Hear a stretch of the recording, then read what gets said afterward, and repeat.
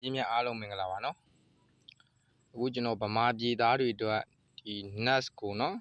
NAS ကိုကျွန်တော်တို့ဒီမှာစမှတ်လို့ရပြီဆိုတဲ့အကြောင်းကျွန်တော်ပြောပြမယ်နော်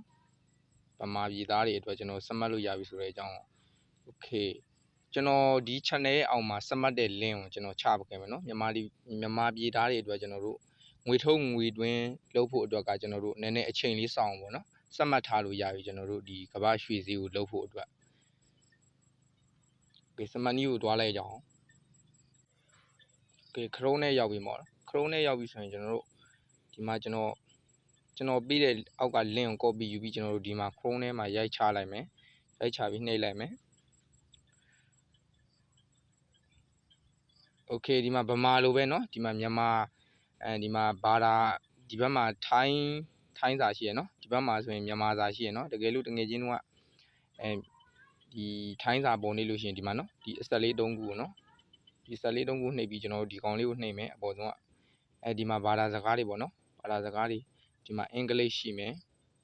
ဒီမှာအင်္ဂလိပ်ရှိရနော်ဟုတ်တယ်ဒီမှာအင်္ဂလိပ်ရှိတယ်ကျွန်တော်ဒီမှာထိုင်းရှိတယ်ကျွန်တော်တို့ဒီတချို့ဖုံးချင်းမတူပေါ့နော်တချို့လည်းဒီမှာရိုက်လိုက်လို့ရှိရင်ကျွန်တော်တို့ဒီမှာ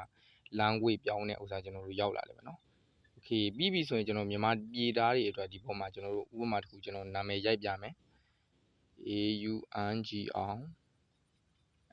GO ကိုပေါ့နော်နောက်ကအခရာကိုကြိုက်တဲ့အခရာထည့်လို့ရတယ်ပေါ့နော်ဖွင့်မရဘူးဆိုရင်အခရာထည့်ပါဖွင့်ရတယ်ဆိုရင်ကျွန်တော်တို့ဒီတိုင်းပဲကိုနာမည်အရင်ကိုထည့်လိုက်ပါပြီးရင်ဗမာပြည်ဖုန်းနံပါတ်ထည့်ဖို့အတွက်ဒီမှာမြန်မာကိုရွေးလိုက်မယ်နော်မြန်မာရွေးပြီးဆိုရင်ကျွန်တော်တို့ဒီမှာ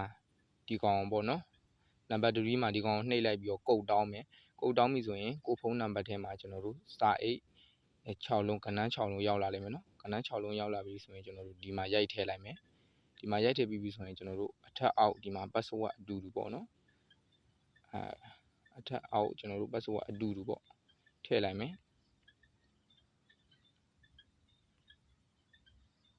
ဒီမှာလည်းဒီတိုင်းပဲနော်ဒီမှာလည်းအပေါ်ကဒီ password ဒီတိုင်းပဲထည့်မယ်ထည့်ပြီးပြီဆိုရင်ကျွန်တော်တို့ဒီကောင်နှိပ်လိုက်မယ်နော်ဒီကောင်နှိပ်လိုက်ပြီဆိုရင်သူကကျွန်တော်တို့မှတ်ပုံတင်ပြီးကြောင်းကျွန်တော်တို့အစိမ်းရောင်မှန်ချစ်လေးပေါ်လို့ရှိရင်ဒါမှတ်ပုံတင်လို့အောင်မြင်သွားပြီပေါ့နော်အောင်မြင်သွားပြီဆိုရင်ကျွန်တော်တို့ကဒီကောင်ထပ်တွားစရာမလိုတော့ဘူးเนาะကျွန်တော်အောင်မြင်သွားပြီဆိုရင်ကျွန်တော်ဘာလုပ်ရမလဲဆိုရင်ကျွန်တော်အခု channel အောက်မှာကျွန်တော်တို့ APK ရှိတယ် APK ကိုကျွန်တော်တို့ download ဆွဲပါ download ဆွဲပြီးဆိုရင်ကျွန်တော် home key ထွက်လိုက်မယ် home key ထွက်ပြီးပြီဆိုရင်ကျွန်တော်တို့ဒီမှာเนาะAPK ကိုကျွန်တော်တို့ install လုပ်ပြီးပြီဆိုရင်ကျွန်တော်တို့ဒီမှာနှိပ်လိုက်မယ် Okay ဝင်လိုက်မယ်ဝင်ပြီးပြီဆိုရင်ကျွန်တော်ကဒီပေါ်မှာအခုနကကျွန်တော်တို့ဗမာပြည်သားတွေစမှတ်ထားတယ်ကျွန်တော်တို့ဖုန်းနံပါတ်10လုံးပေါ့နော်အခုနကဒီအထက်အောက်အတူတူထည့်တဲ့လက်ဟပ်ကိုကျွန်တော်တို့ဒီအောက်ကထည့်ပြီးဒီကောင်ရိုက်ပြီးတော့အကောက်ထဲဝင်လို့ရရင်နော်ဟိုနက်နဲ့ပတ်သက်တာတွေကျွန်တော်အခုဒီ channel မှာအကုန်လုံးတင်ထားတဲ့ရှိတယ်နော်လေ့လာတော့ကျွန်တော်တို့ဘာနဲ့ချိန်ကြီးတွေပါမြန်မာပြည်သားတွေအတွက်လည်းကြတော့ကျွန်တော်တို့USDT ကိုကျွန်တော်တို့ဆရာပေးသုံးမယ်လို့ပြောတယ်နော် USDT ကကျွန်တော်တို့အခုမှစမ်းတက်နေစေဖြစ်တယ်ဒါပေမဲ့မကြတော့ဘူးเนาะရတော့မှာဒါကြောင့်မလို့ကျွန်တော်အကောက်တွေစမှတ်လို့ရပြီဆိုတဲ့အကြောင်းကျွန်တော်ကဒါပြောရနော်ဒါစီးပွားရေးเนาะရေရှည်စီးပွားရေးအတွက်ကျွန်တော်တို့ကမ္ဘာရွှေဈေးရင်နံဈေးကျွန်တော်တို့ NAS ကုမ္ပဏီပေါ့နော်ထိုင်းမှာဆိုရင်ကျွန်တော်တို့ကုမ္ပဏီရှိနေပြီကျွန်တော်တို့လုပ်နေတာလဲကြာပြီပေါ့နော် Okayခုကျွန်တော် download ဆွဲနီးဗီဒီယိုလေးပါကျွန်တော်ပြမယ်ဒီ download ဆွဲနီးကကျွန်တော်တို့ဒီ Chrome ထဲမှာပဲသွားမယ်ပေါ့နော် Chrome ထဲမှာပဲသွားမယ် Okay ဝင်လိုက်မယ်ဝင်လိုက်ပြီဆိုရင်ကျွန်တော်တို့ဒီကောင်းလေးကိုဖြတ်ပြလိုက်နော်ဖြတ်ပြီးစာမျက်နှာအတက်ကိုတွားမယ်အခုကျွန်တော်ပေးတဲ့ဒီ APK link ကလည်းကျွန်တော်တို့ဒီတွားရှာလို့မရဘူးเนาะကျွန်တော်တို့ဒီ Play Store တွေမှာတွားရှာလို့မရဘူးเนาะစီးပွားရေးမလို့ကျွန်တော်ဒီမှာကျွန်တော် link ဒီ channel အောက်မှာပဲရှိတယ်เนาะပါတယ်အဲ့ဒီ channel အောက်က copy ယူပြီးကျွန်တော်ဒီ Chrome မှာပဲကျွန်တော်ရိုက်ချလိုက်မယ်ရိုက်ချပြီးပြီဆိုရင်ကျွန်တော်ဒီကောင်လေးကိုနှိပ်လိုက်မယ်နှိပ်လိုက်ပြီးဆိုရင်ကျွန်တော်ဒီမှာ auto ဆွဲနေမှာဖြစ်ပါတယ်ခင်ဗျာဒီမှာ auto ဆွဲနေမှာဒီ auto down တာလေးကိုကျွန်တော်နှိပ်လိုက်မယ်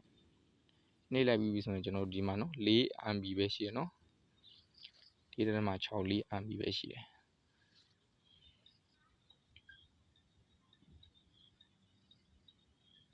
Okay ဒါဆိုရင်ကျွန်တော်ဆွဲပြီးသွားပြီเนาะဆွဲပြီးသွားပြီဆိုရင်ကျွန်တော်တို့ကဒီမှာနှိပ်ဝင်လိုက်လို့ရတယ်เนาะနောက်တစ်ခုကကျွန်တော်တို့ဒီမှာ